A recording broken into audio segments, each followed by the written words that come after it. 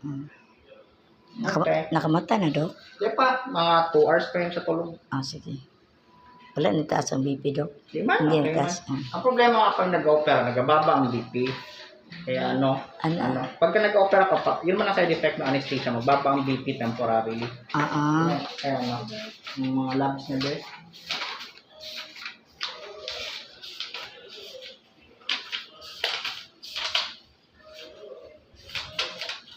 Yan ito sa kanya dati.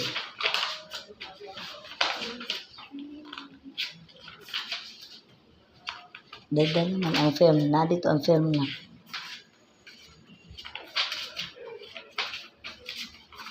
Ayan.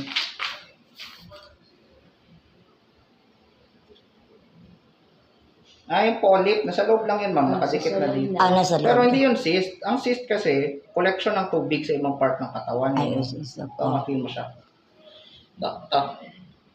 Pero i-biopsy man din yun. Kasi di ba chop-chopin ito? So, i-part na yun ng i-biopsy nila yung polyp. Pero wala man siyang cyst. Ang cyst is collection ng tubig.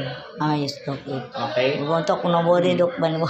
Dito may matigas. Pero i-biopsy man yan.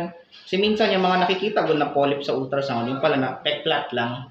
Minsan ganun. So, di man lahat ng may ultrasound, polyp sa ultrasound, polyp ang final biopsy.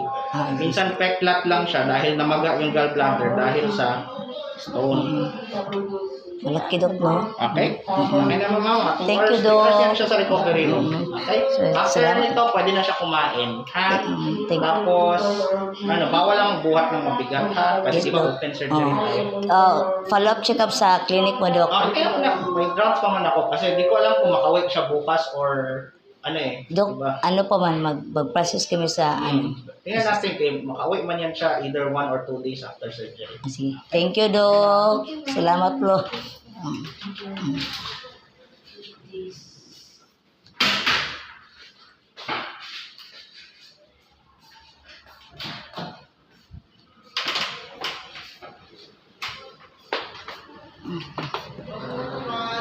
Thank you, Dok.